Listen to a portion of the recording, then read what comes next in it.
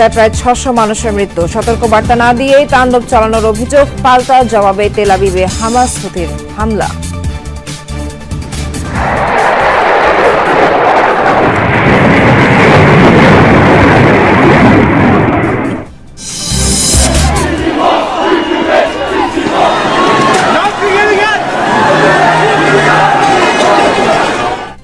বিক্ষোভ সহিংসতায় উত্তাল তুরস্ক, বিরোধী মত দমনের প্রতিবাদে রাস্তায় সাধারণ ছাত্র জনতা। এরদোগানের দাবি, অপরাধ লুকাতে নাটক করছে বিরোধীরা। বিদ্যুৎ উপকেন্দ্র অগ্নিকাণ্ডের ঘটনায় প্রায় একদিনের জন্য বন্ধ লন্ডনের হিথ্রো বিমানবন্দর, 1300-রও বেশি ফ্লাইট বাতিলের শঙ্কা।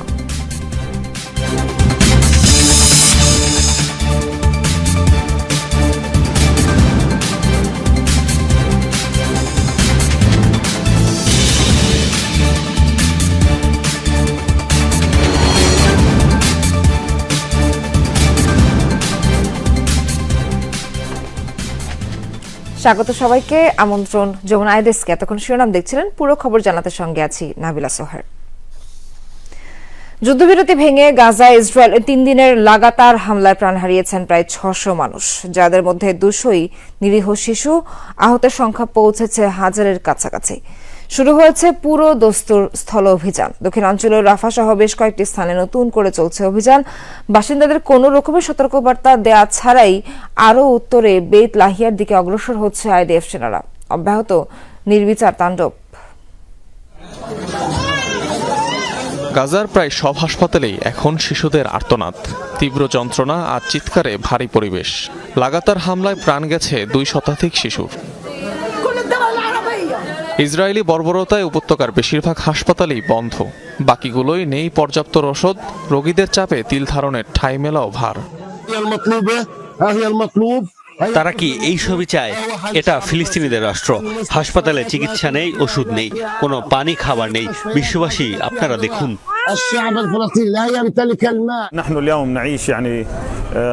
স্বাস্থ্য খাতের করুণ দশা, বিশেষত হাসপাতালে।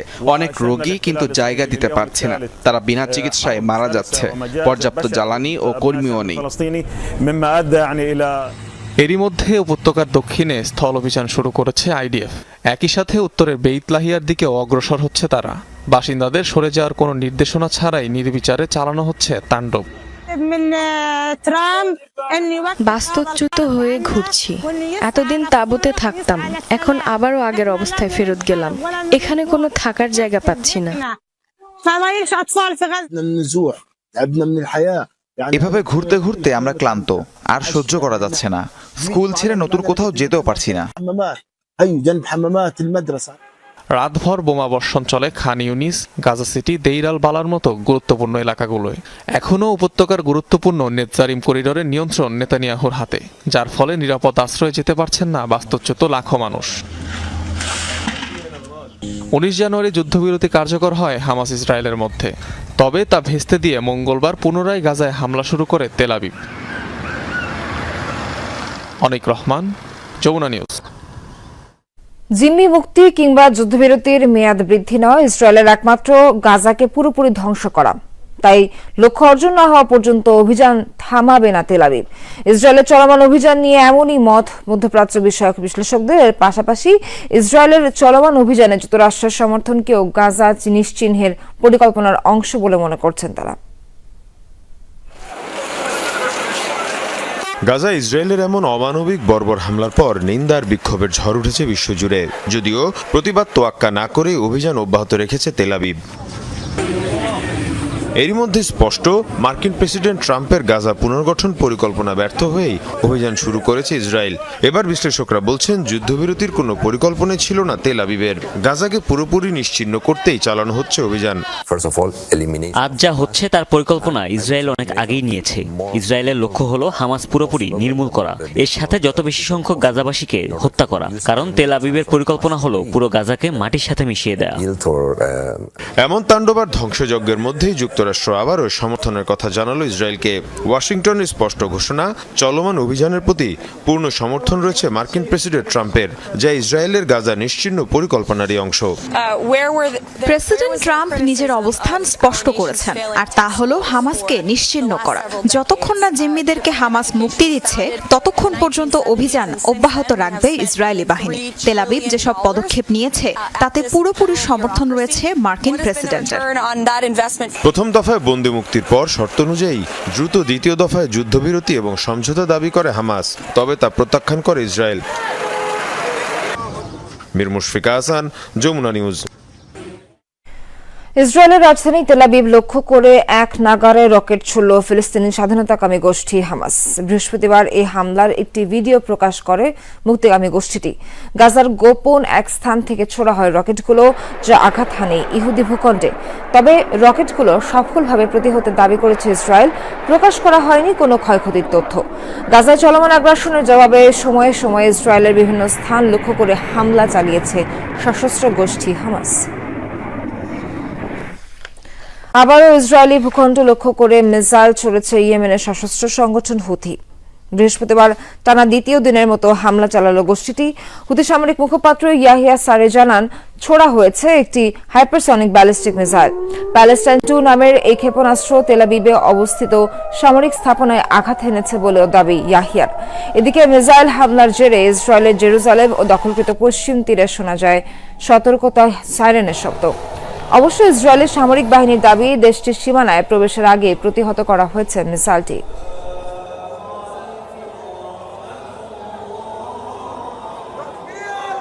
نفذت القوة الصاروخية في القوات المسلحة اليمنية। ইয়েমেনের সশস্ত্র বাহিনীর মিসাইল ফোর্স ইসরায়েলের সামরিক লক্ষ্যবস্তুতে অভিযান পরিচালনা করেছে। শত্রুদের দখলকৃত জাফা অঞ্চলে প্যালেস্টাইন 2 হাইপারসনিক ব্যালিস্টিক মিসাইল ছুড়ে এই অভিযান চালানো হয়েছে। আল্লাহকে ধন্যবাদ, আমাদের অভিযান সফল হয়েছে, লক্ষ্য অর্জন হয়েছে। গাজায় পুনরায় যুদ্ধবিরতি কার্যকর করতে বিক্ষোভ করছেন খোদ ইসরায়েলিরা।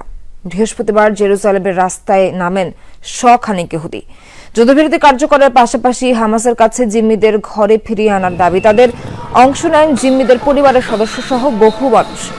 বিক্ষোভের এক পর্যায়ে জেরুজালেমে অবস্থিত ইসরায়েলি প্রধানমন্ত্রী বেনিয়ামিন নেতানিয়াহুর বাসভবন এবং কার্যালয়ের সামনে অবস্থান নেন তারা। এ সময় সরকার বিরোধী নানা স্লোগান দেন আন্দোলনকারীরা। পরে শহরের সাফরা স্কোয়ারে সমবেত হন বিক্ষোভকারীরা। যুদ্ধবিরতির শর্ত অনুযায়ী কয়েক ধাপে ইসরায়েলি জিম্মিদের মুক্তি দিয়েছে হামাস, তবে এখনও গোষ্ঠীটির হাতে জিম্মি অন্তত 59 ইসরায়েলি।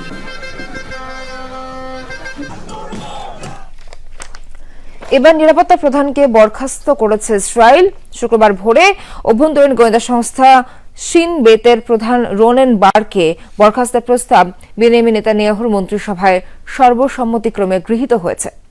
10 এপ্রিল শিন বেতের প্রধান হিসেবে তার শেষ দিন নির্ধারণ করা হয়েছে। তবে ইসরায়েলের প্রধানমন্ত্রীর অফিস বলছে, যদি তার উত্তরসূরি খুঁজে পেলে তার আগেই দায়িত্ব ছাড়তে হবে তাকে। জাতীয় নিরাপত্তা সংস্থার প্রধানকে বরখাস্তের ঘটনা ইসরায়েলের ইতিহাসে এটি প্রথম। এর আগে নেতানিয়াহু জানিয়েছিলেন রোনেন বারের ওপর আস্থা হারিয়েছেন তিনি। যুদ্ধবিরতির আলোচনায় নিয়মিত ইসরায়েলের প্রতিনিধি দলের সদস্য হয়ে কাতার, মিশরে বৈঠকে অংশ নিয়েছেন রোনেন বার।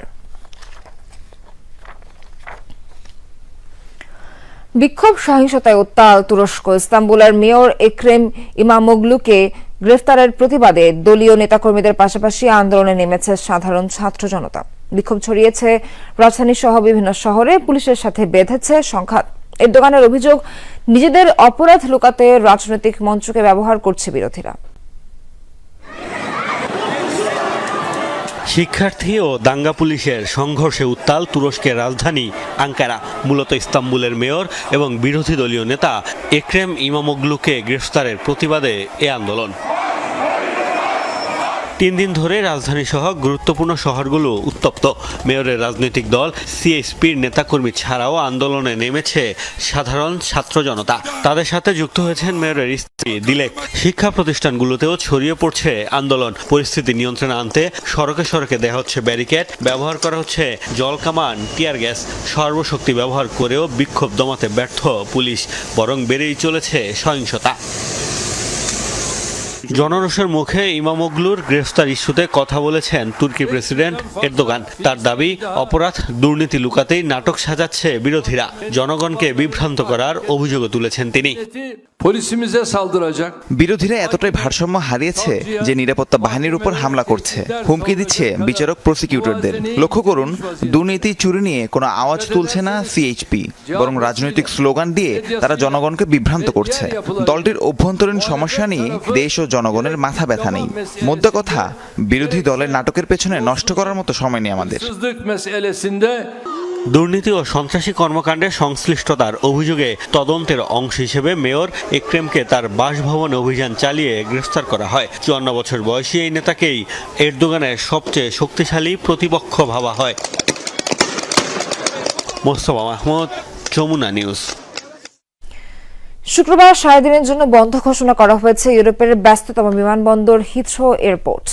ফলে বিমানবন্দরটি 1300-এরও বেশি ফ্লাইট বাতিল হওয়ার শঙ্কায়। এতে ব্যাহত হচ্ছে বিশ্বজুড়ে উড়োজাহাজ চলাচল। মূলত বিমানবন্দরের নিকটবর্তী একটি বৈদ্যুতিক উপকেন্দ্রে ভয়াবহ অগ্নিকাণ্ডের ঘটনায় নেওয়া হয়েছে এই সিদ্ধান্ত।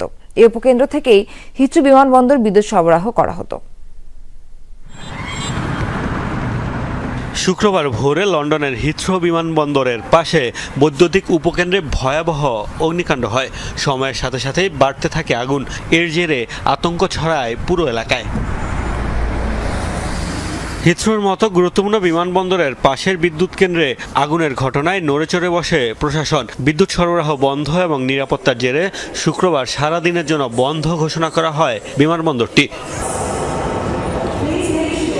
Flight tracking website flight radar 24-এর তথ্যমতে একদিনেই বাতিল হতে পারে ইউরোপের ব্যস্ততম বিমানবন্দরটির 1351টি ফ্লাইট, যার প্রভাব পড়বে গোটা বিশ্বের বিমান চলাচলেই। এরই মধ্যে হিথ্রোমুখী অনেক উড়োজাহাজ গন্তব্য পাল্টে ফেলেছে। বিশ্লেষকরা বলছেন এর বিরূপ প্রভাব পড়বে আগামী কয়েকদিনের বিমান চলাচলেও। আশা ছিল কাল বাড়ি পৌঁছাবো, স্ত্রী সন্তানদের কাছে যেতে আরো একদিন অপেক্ষা করতে হচ্ছে। বিকল্প পথে বাড়ি ফেরার চেষ্টা করেছি, কিন্তু কোনো কিছুর ব্যবস্থা করতে পারিনি। কাজেই আরও একদিন থাকতে হচ্ছে। লন্ডন আমার প্রিয় শহর হলেও আমি বাড়ি ফিরতে চাই। কর্তৃপক্ষ জানায় এই উপকেন্দ্র থেকেই বিমানবন্দরে বিদ্যুৎ সরবরাহ করা হয়। ফলে ব্যাপক বিদ্যুৎ বিভ্রাটের মুখে পড়ে হিথ্রো এয়ারপোর্ট। সাময়িক এই বিড়ম্বনার জন্য ক্ষমা চেয়েছে বিমানবন্দর কর্তৃপক্ষ।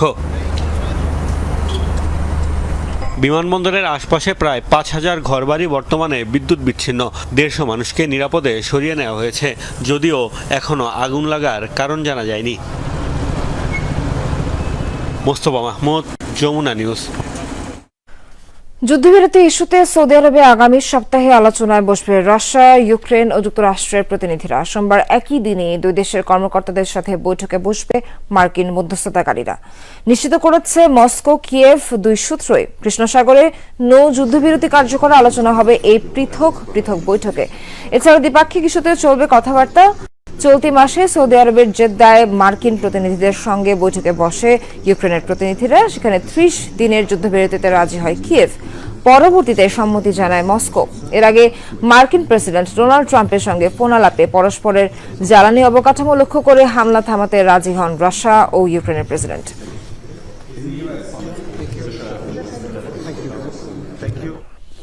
এবার রাশিয়ার একটি সামরিক বিমান ঘাঁটিতে ড্রোন হামলা করল ইউক্রেন। বৃহস্পতিবারের ওই হামলায় বেশ ক্ষতিগ্রস্ত হয় ঘাঁটির একটি ভবন। এছাড়া অঞ্চলটির বিভিন্ন স্থান লক্ষ্য করে অন্তত 132টি ড্রোন ছোড়ার দাবি করে কিয়েভ, যার বেশিরভাগই ভূপাতিতের দাবি মস্কোর। রুশ সামরিক বাহিনীর কৌশলগত বোমারু বিমানের ঘাঁটি হিসেবে ব্যবহৃত হতো সোভিয়েত আমলের অ্যাঙ্গেলস এয়ারবেস, যেখানে মোতায়েন থাকে পারমাণবিক বোমা বহনে সক্ষম টুপোলেভ 160 মডেলের রুশ বোমারু বিমান। তবে হামলায় ক্ষয়ক্ষতির আনুষ্ঠানিক কোনো তথ্য প্রকাশ করেনি রাশিয়া। এবার ইউক্রেন সেনাদের ওপর অভিনব কায়দায় হামলা চালালো রুশ বাহিনী। মাত্র 1.5 মিটার প্রশস্ত একটি গ্যাস সরবরাহের পাইপলাইন দিয়ে প্রবেশ করেছে তুরস্কে। টানা এক সপ্তাহ ধরে গোপন অভিযান চালিয়ে ইউক্রেন বাহিনীকে পিছু হটিয়ে দখলে নিয়েছে অন্তত 12টি এলাকা। কৌশলগত অপারেশন ফ্লো নামের এই অভিযানকে শক্তিশালী সামরিক পদক্ষেপ হিসেবে আখ্যা দিয়েছে রুশ প্রতিরক্ষা মন্ত্রণালয়। প্রথম দেখায় মনে হয় অ্যাকশন সিনেমার কোনো দৃশ্য। সম্প্রতি ইউক্রেনে বিশেষ এক অভিযান চালায় রুশ স্পেশাল ফোর্স। অত্যাধুনিক সব অস্ত্র নিয়ে পাইপলাইনের গভীর সুড়ঙ্গের মধ্য দিয়ে চলে এই কমান্ডো অভিযান। কুরস্ক অঞ্চল থেকে ইউক্রেন সেনা হটাতে মস্কোর নতুন এই কৌশলগত অভিযান অপারেশন ফ্লো। সাইবেরিয়ার দুর্গম অঞ্চল থেকে ইউরোপে গ্যাস সরবরাহের কাজে ব্যবহৃত হতো 14 কিলোমিটার দীর্ঘ পাইপলাইনটি, যা দিয়ে গোপনে কুরস্কে প্রবেশ করে রাশিয়ার বিভিন্ন সামরিক ইউনিটের কমপক্ষে 800 সেনা। মাত্র 1.5 মিটার চওড়া পাইপের মধ্য থেকে আগে থেকে বের করা হয় জ্বালানি, এরপর তাতে প্রবেশ করানো হয় অক্সিজেন, এরপর খাবার, পানি ও বিভিন্ন ধরনের সামরিক সরঞ্জাম নিয়ে টানা 4 দিন পাইপের ভেতর অবস্থান করে সেনা সদস্যরা। সুড়ঙ্গের ভেতরের পরিবেশ বেশিক্ষণ টিকে থাকার জন্য একদমই উপযুক্ত ছিল না। বদ্ধ জায়গা, কোনো আলো বাতাস নেই। এর মাঝে পাইপের দৈর্ঘ্যের কারণে হাত পা বাঁকিয়ে মাথা নুইয়ে থাকতে হয়েছে আমাদের। ইউক্রেন সেনাদের প্রতিহত করে কুরস্কের দখল নিতে সপ্তাহ জুড়ে এ অভিযান পরিকল্পনা করে মস্কো। অঞ্চলটি সুধোজা শহরে প্রবেশ করে ঘেরাও করে ইউক্রেনের সামরিক বাহিনীকে। কমান্ডো অভিযানের পাশাপাশি চলে রকেট, আর্টিলারি এবং ড্রোন হামলা। অতর্কিত আক্রমণে দিশেহারা হয়ে পড়ে ইউক্রেনীয় সেনা সদস্যরা, ফলে পালিয়ে ও আত্মসমর্পণ করে কোনোরকমে প্রাণ বাঁচায় বহু সেনা। ইউক্রেন সেনাদের উপর অপ্রত্যাশিত আক্রমণ চালানোই ছিল আমাদের মূল উদ্দেশ্য। এ হামলায় ইউক্রেন সেনারা শুধু হতবিহ্বলই হয়নি, বরং আতঙ্কিত হয়ে দিকবিদিক পালানো শুরু করে। এই অভিযানকে ইউক্রেনের বিরুদ্ধে রাশিয়ার শক্তিশালী সামরিক পদক্ষেপ হিসেবে আখ্যা দিয়েছে রুশ প্রতিরক্ষা মন্ত্রণালয়। অভিযান শেষে কুরস্কের কমপক্ষে 12টি গ্রাম দখলে নিয়েছে মস্কো, পিছু হটায় ইউক্রেনের 1000-এরও বেশি সেনাকে। সাবরিনা নুসরাত, যমুনা নিউজ। ভারতের পাঞ্জাবে আন্দোলনরত কৃষকদের ওপর ব্যাপক ধরপাকড় চালিয়েছে পুলিশ। আটক করা হয়েছে আন্দোলনরত শতাধিক কৃষককে। শস্যের ন্যায্য মূল্য সহ বিভিন্ন দাবিতে পাঞ্জাব হরিয়ানা সীমান্ত এলাকায় অবস্থান কর্মসূচি পালন করে আসছিলেন তারা। বৃহস্পতিবার নিরস্ত্র এসব কৃষকদের হঠাতে ব্যাপক অভিযান চালায় পুলিশ। গুড়িয়ে দেয়া হয় তাদের তাঁবু, করা হয় লাঠিচার্জ। পাঞ্জাব প্রশাসন জানায় কৃষকদের প্রতি তারা সহানুভূতিশীল, এমনকি তাদের সাথে আলোচনায় যেতেও তারা রাজি। তবে গুরুত্বপূর্ণ সড়ক অবরোধ করায় এই অভিযান চালানো হয়। নতুন বিমান বিধ্বংসী ক্ষেপণাস্ত্রের পরীক্ষা চালিয়েছে উত্তর কোরিয়া। বৃহস্পতিবার এই পরীক্ষা চালানো হয়, যা পর্যবেক্ষণ করেছেন দেশটির সর্বোচ্চ নেতা কিম জং উন। শুক্রবার দেশটির রাষ্ট্রীয় টেলিভিশন KRT নিশ্চিত করেছে এই তথ্য। নতুন ক্ষেপণাস্ত্র গবেষণায় যুক্ত গবেষকদের ধন্যবাদ জানান কিম। এরই মধ্যে এই মিসাইল সিস্টেমের উৎপাদনও শুরু করেছে দেশটি। তবে কোথায় চালানো হয়েছে পরীক্ষা সেটি প্রকাশ করা হয়নি। নিয়মিত কোরীয় উপদ্বীপে ক্ষেপণাস্ত্রের মহড়া চালায় উত্তর কোরিয়া। ট্রাম্প প্রেসিডেন্ট হওয়ার পর যুক্তরাষ্ট্রের বিরুদ্ধে উস্কানি বৃদ্ধির অভিযোগ তুলে সামরিক তৎপরতাও বাড়িয়েছে পিয়ংইয়ং। সুদানের প্রেসিডেন্টের বাসভবন পুনর্দখলের দাবি করেছে দেশটির সেনাবাহিনী। আধা সামরিক বাহিনী র্যাপিড সাপোর্ট ফোর্সেস RSF কে হটিয়ে এই দখল নেয়ার দাবি তাদের। সামাজিক যোগাযোগ মাধ্যমে প্রকাশিত একটি ভিডিওতে দেখা যায় উল্লাসিত সেনারা বন্দুক উঁচিয়ে আনন্দ করছেন। সুদানের সেনাবাহিনী জানায় প্রেসিডেন্ট ভবন সহ রাজধানী খার্তুমে অবস্থিত বিভিন্ন মন্ত্রণালয় ভবনেরও নিয়ন্ত্রণ নিয়েছেন তারা। এ সময় RSF এর কাছ থেকে বিপুল পরিমাণ অস্ত্র ও সামরিক সরঞ্জাম দখলের দাবিও তাদের। প্রায় 2 বছর আগে সেনাবাহিনী ও আধা সামরিক এই বাহিনীর সংঘাতে গৃহযুদ্ধ শুরু হয় সুদানে। তখন রাজধানী ও প্রেসিডেন্টের বাসভবন থেকে দেশটির সেনাবাহিনীকে বিতাড়িত করে RSF। বন্ধ হতে যাচ্ছে যুক্তরাষ্ট্রের শিক্ষা বিভাগ। বৃহস্পতিবার এ সংক্রান্ত নির্বাহী আদেশে সই করেন মার্কিন প্রেসিডেন্ট ডোনাল্ড ট্রাম্প। এর মধ্য দিয়ে শিক্ষা সংক্রান্ত নীতি নির্ধারণের ক্ষমতাসমূহ হস্তান্তর করা হবে রাজ্য ও স্থানীয় সরকারের কাছে। বহুদিন ধরেই যার দাবি জানিয়ে আসছিল যুক্তরাষ্ট্রের সংরক্ষণশীলরা। তবে সিদ্ধান্তটি কার্যকর ঘিরে রয়েছে বেশ কিছু আইনি জটিলতা। লাগবে মার্কিন কংগ্রেসের অনুমোদন। প্রায়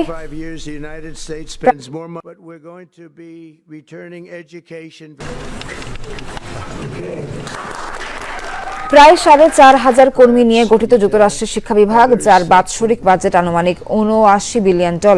মার্কিন সরকারি স্কুলগুলোতে তহবিল দেয়া, উচ্চশিক্ষার মানদণ্ড নির্ধারণ সহ শিক্ষার্থীদের ঋণ সংক্রান্ত গুরুত্বপূর্ণ কার্যক্রম পরিচালনা করে থাকে বিভাগটি। এর আগে শিক্ষা বিভাগের প্রায় অর্ধেক কর্মী ছাঁটাইয়ের নির্দেশ দেওয়া হয়। নির্বাচনী প্রচারণায় শিক্ষা বিভাগ বন্ধের প্রতিশ্রুতি দেন মার্কিন প্রেসিডেন্ট ডোনাল্ড ট্রাম্প।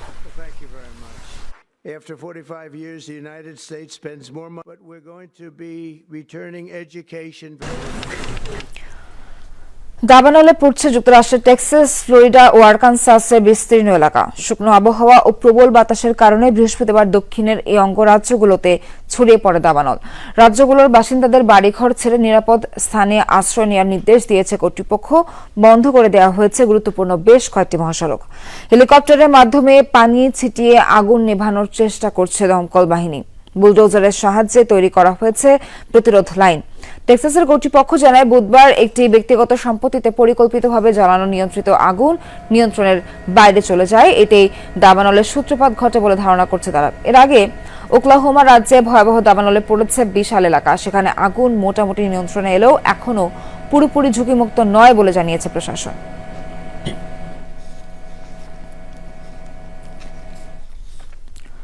পবিত্র রমজান মাসে শরীর থেকে ট্যাটু মুছে ফেলার হিড়িক পড়েছে ইন্দোনেশিয়ায়।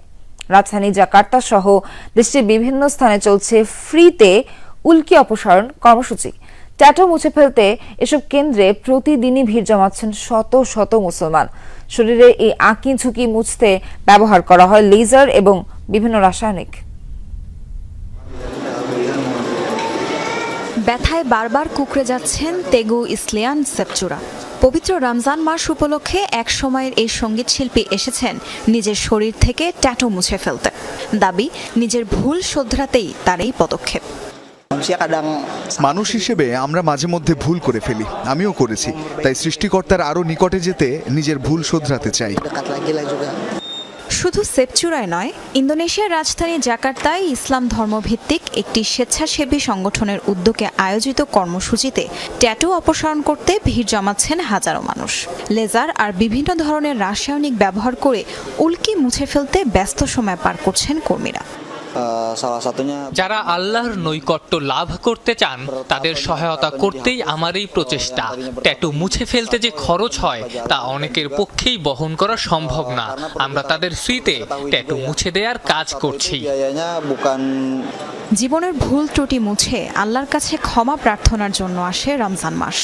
সেই সুযোগই নিচ্ছেন ইন্দোনেশিয়ার বহু মুসলিম। শরীরে উল্কি কিংবা ট্যাটু ইসলামে নিষিদ্ধ হওয়ায় শরীর থেকে মুছে ফেলছেন এসব। নাতিদের নিয়ে যখন বাইরে বের হই, মানুষজন অন্যভাবে আমার দিকে তাকায়। লোকজনের কটু দৃষ্টি ভালো লাগে না, তাই ট্যাটু মুছে ফেলতে এখানে এসেছি। ইন্দোনেশিয়ায় প্রতি রমজান মাসেই বিভিন্ন সংস্থার উদ্যোগে আয়োজন করা হয় ভিন্নধর্মী উল্কি অপসারণ কর্মসূচি। এবছর ব্যতিক্রমী এই আয়োজনে রেজিস্ট্রেশন করেছে প্রায় 700 মানুষ। তাজরিয়ান সোবহান, যমুনা নিউজ। দর্শক, এখানে শেষ করছি যমুনা আইরিস্কের আয়োজন। এতক্ষণ সঙ্গে থাকার জন্য সবাইকে ধন্যবাদ।